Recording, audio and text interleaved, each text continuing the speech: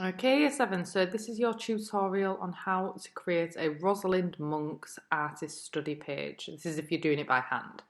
Okay, so what I started out by doing was just drawing myself some guidelines with a ruler to draw my title, which is the name of the artist, onto there.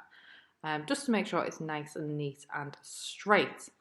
I then found a font on 1001fonts.com, which I thought linked quite nicely to Rosalind Monk's work. And sketched that out with pencil first before I've then gone over it in black pen.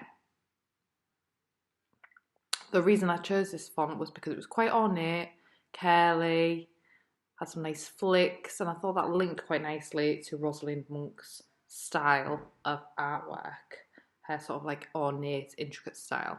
So I'm just going over some parts now, just neatening up any edges that I've got, making some parts slightly thicker. The reason why I've chosen to do it in black as well is because obviously Rosalind Monk's only works in black. There we go. Okay, so once that's dry, I would rub out the pencil lines as well. Okay, so I've printed out some images by Rosalind Monk and cut them out really carefully with a pair of scissors, and now I'm just arranging them to sort of like get them into place before I actually stick them down. This is really important, okay? You want to arrange your images so they look well spaced, even, balanced, and that obviously they don't all cram into one area. So I'm just using a little bit of glue in each of the corners to stick them down. You could use sellotape, you could use Pritt stick if you've got it. It's up to you. Obviously, if you've not got images, don't worry, you don't have to do with images. I've just chosen to. I think it looks a little bit nicer. So I'm looking now at the detail in Rosalind Monk's work, and what I'm going to do, and sorry about my filming here, is I'm going to take a little section of her beetle and just use that pattern just as a little bit of decorations for the edge of my page. So I've just taken some nice little details from there and added them in. Okay, I could do that maybe around the entire border, maybe it's going to come onto the title, maybe coming in from another edge. Okay, so I've picked another part here. I'm just using a fine liner pen, so I think it'd work quite nicely with her work, and trying to sort of like emulate her style of illustration with these really ornate, detailed patterns.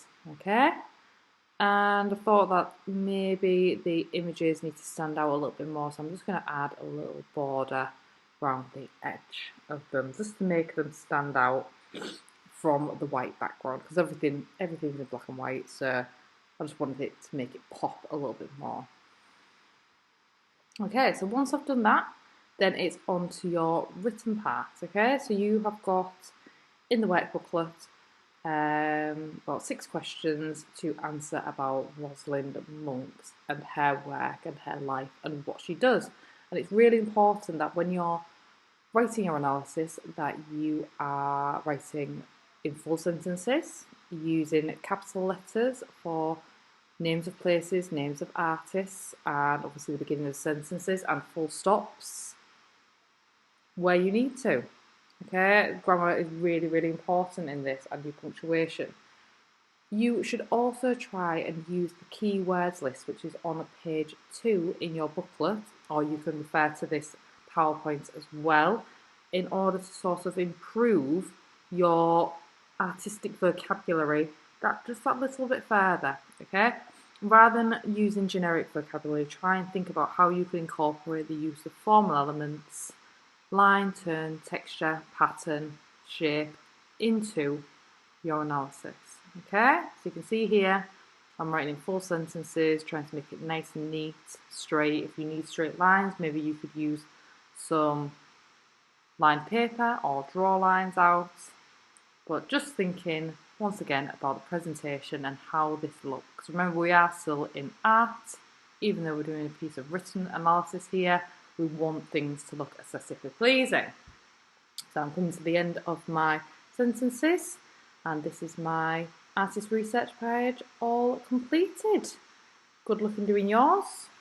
Looking forward to seeing them all.